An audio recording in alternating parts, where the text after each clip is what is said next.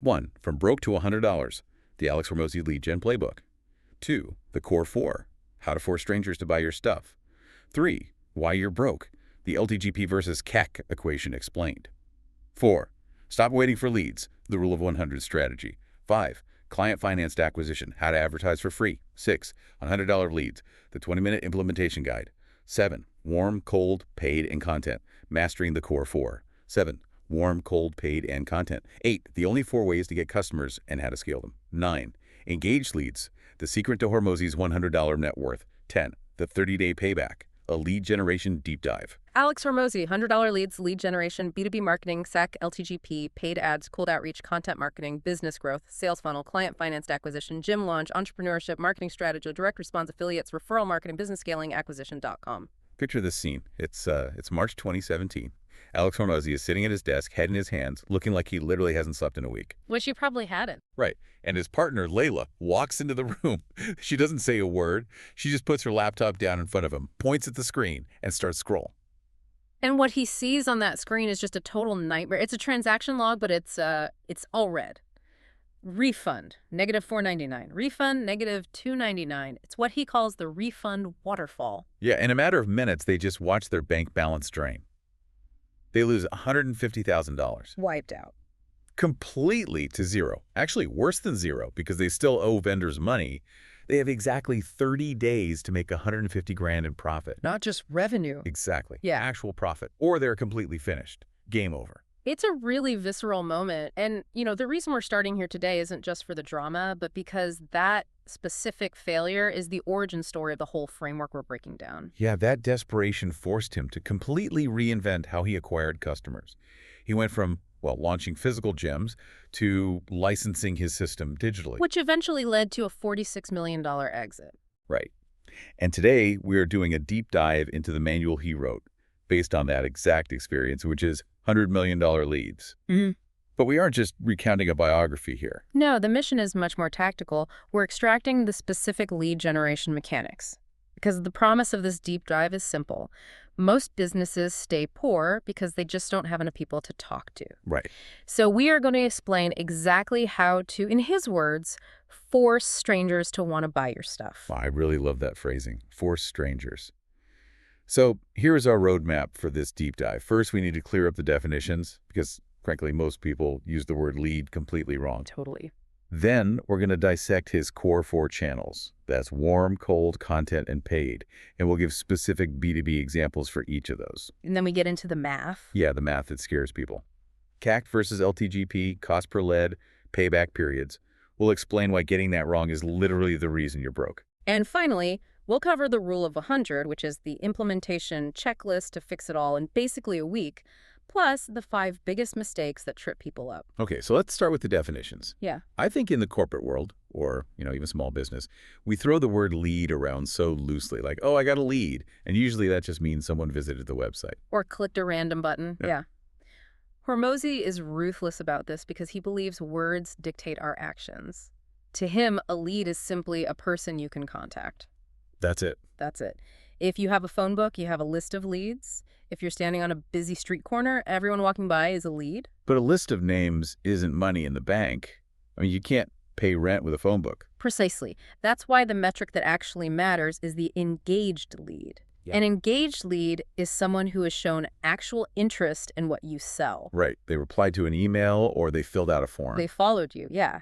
The entire goal of advertising is to take a raw lead and turn them into an engaged lead. And to get them to engage, you usually need what he calls a grand slam offer, right? A lead magnet. You have to give them a reason to raise their hand. You can't just say, buy my stuff. There has to be a value exchange, a free guide, a checklist, a free consultation, something that basically makes them feel stupid for saying no. But once you have that offer, the real question becomes, how do I actually put it in front of people?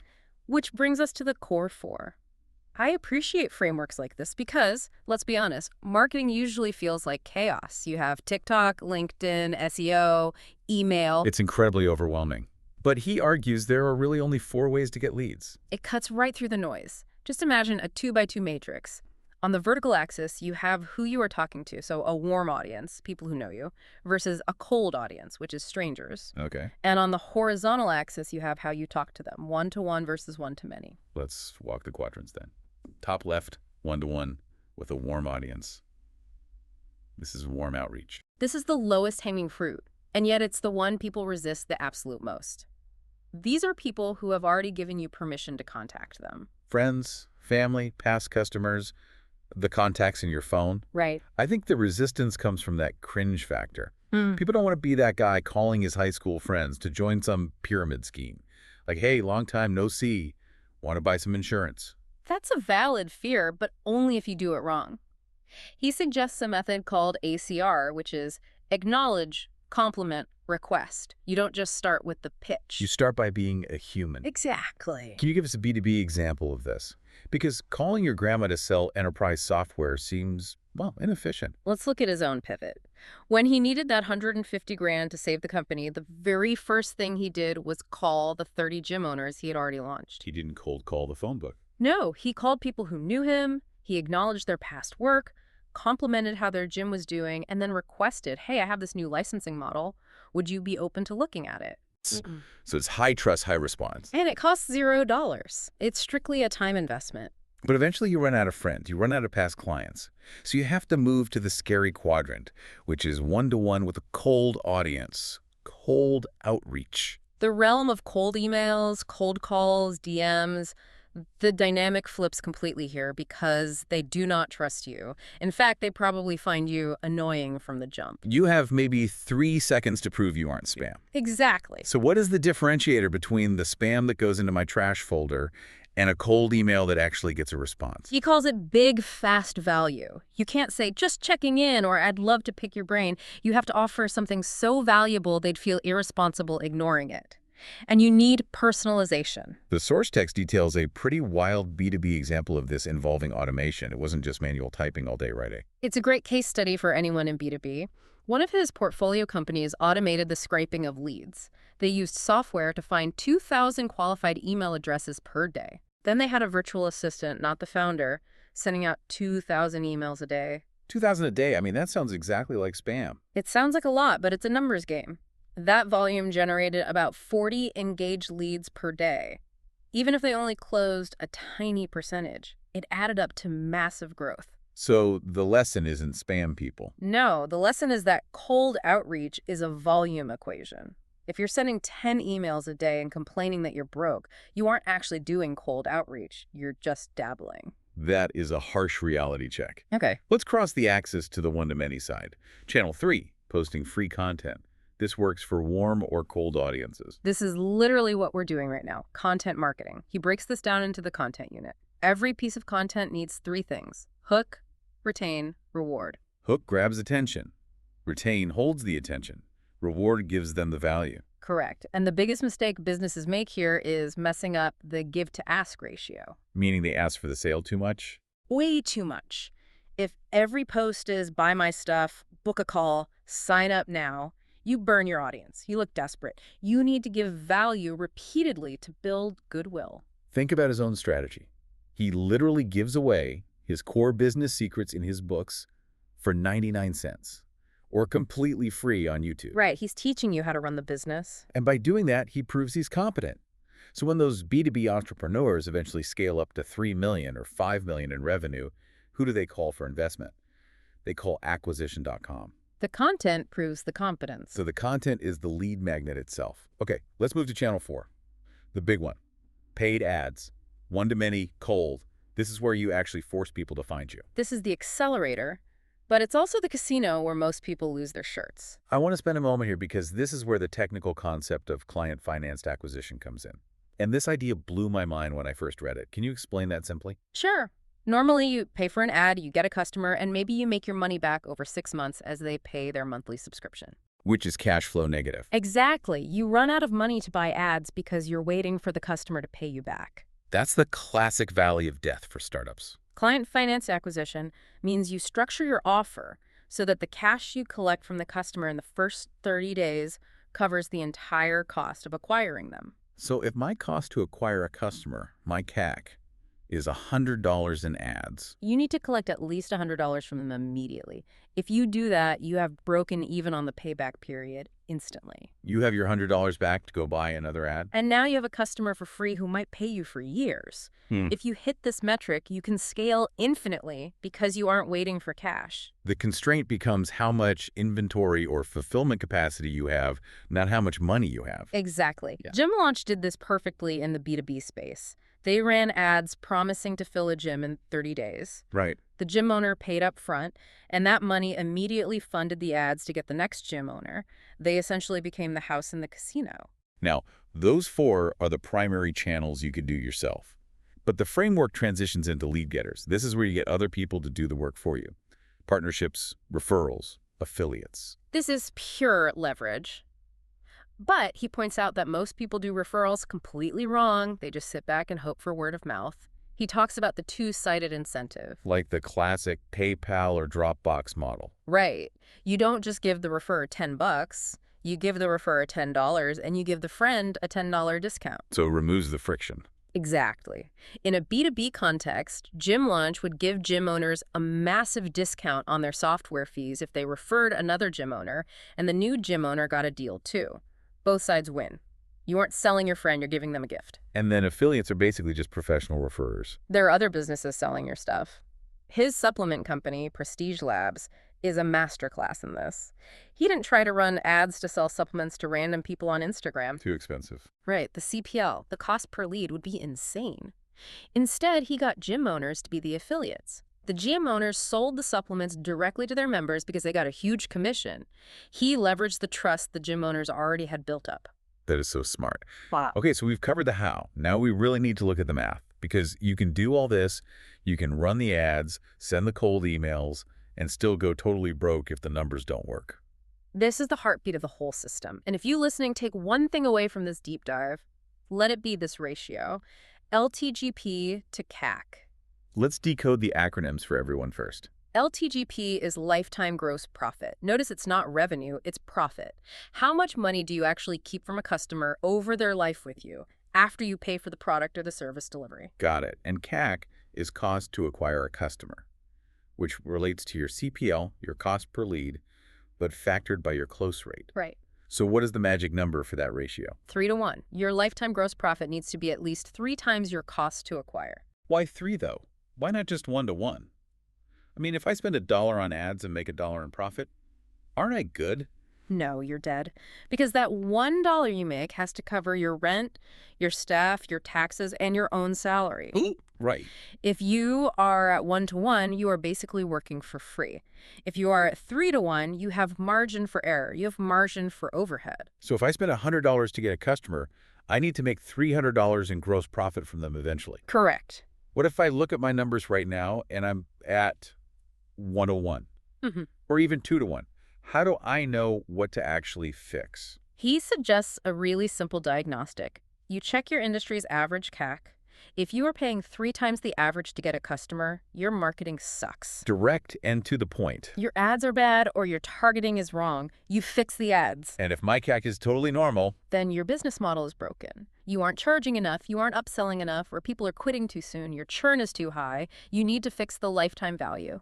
that is such a clear way to troubleshoot. It just removes all the emotion from it. It turns business into a pure math problem. Okay, so we know the channels, we know the math. But if I'm listening to this, I'm probably thinking, where do I even start? It's a ton of information. This is where the rule of 100 comes in. This is the absolute antidote to the excuse of, well, I tried and it didn't work. The rule of 100 is a volume commitment. You commit to doing 100 primary actions every single day. Give me the breakdown. What does it actually look like on a random Tuesday morning? If you choose warm outreach, you reach out to 100 people a day. If you choose cold outreach, 100 emails or calls a day. If it's content, 100 minutes of focused content creation per day. If it's paid ads, $100 of ad spend a day. And you do this for how long? 100 days straight. Oof. 100 days. That's a quarter of a year. No days off. It sounds like a massive grind, and honestly it is, but that's the whole point. He argues that most people never hit the belief-breaking volume. They send 50 emails, get 0 responses, and quit on day 3. And then they go on LinkedIn and say cold email doesn't work. Exactly. But if you do 100 a day for 100 days, that's 10,000 outreaches. You will get leads. You will get data. It just eliminates luck from the equation entirely. It forces the probability in your favor. It's pure brute force. Before we get to the specific 7-day launch plan, let's talk about where people mess this up. What are the 5 common mistakes? The first one is obvious. Stopping too soon. Quitting at day 14 because it's hard. I think we're all guilty of that at some point. The second is the ask imbalance we talked about earlier. Treating your audience like an ATM without making any deposits first. Right. What's the third? Ignoring the who. Targeting people who literally cannot afford you or don't have the problem you solve. You can have the best cold email in the world, but if you send it to a broke college student trying to sell them a $10,000 enterprise B2B consulting package, it won't work. The targeting is everything. And the fourth mistake. Lack of personalization. Sending generic, hey, dear sir, or madam emails, that's just instant deletion. And the fifth. Platform hopping. This is a huge one for entrepreneurs. Trying to do LinkedIn and TikTok and cold email and ads all at once when you're just starting out, you'll be mediocre at all of them. That actually leads perfectly into the 7-day launch plan. Yeah. If I'm listening to this and I want to start today, I definitely shouldn't try to do all core 4. Absolutely not. Day 1 is decision day. You pick one core channel, just one, and you decide based on your current resources, which is time versus money. So if I have more time than money, You do warm outreach or content. It's incredibly labor intensive, but it's free. and if I have more money than time. You do paid ads, or maybe cold outreach using software to automate the volume. Okay, so day 1, I pick my lane. What about days 2 through 7? You execute the rule of 100 daily, no deviations. You don't try to optimize yet. You don't A/B test the color of the button on your landing page. You just do the volume. Because the goal for the first week isn't necessarily to get rich. Right. It's to get your very first engaged leads and valid feedback on your offer. It's about getting the flywheel spinning. You're just looking for a pulse. Exactly. You're looking for proof of life. So if we zoom out a bit, we've gone from the refund waterfall, which is total despair, to understanding that leads are simply contactable people. We have the core 4, warm, cold, content ads. We have the math, that 3-to-1 LTGP to CAC ratio. And we have the execution, the rule of 100. That really is the playbook. And what's fascinating is that he admits he built different companies on completely different channels. Yeah, he built his first business almost entirely on warm outreach. He built Gym Launch on paid ads and cold outreach. He built acquisition.com on content. They all work. You just have to pick one and master it. That's it. Before we wrap up, I want to remind everyone listening that if you want the actual scripts, the templates, the really nitty-gritty details, he hosts them all for free at acquisition.com. He practices what he preaches. His content is his lead magnet. He's definitely playing the long game there. Now, I want to leave you with a final thought. There's a quote in the source material about advertising in casinos that really stuck with me. Yes. He says, advertising is the only casino where, with enough skill, you become the house. That hits so hard. Most of us treat marketing like gambling, hoping we get lucky, hoping a post magically goes viral. But the takeaway here is that if you learn the skills, if you actually know your math, you stop being the gambler. You become the house. Then the house always wins. So the question for you listening is, are you playing to gamble or are you playing to be the house? Thanks for diving in with us. We'll see you on the next one.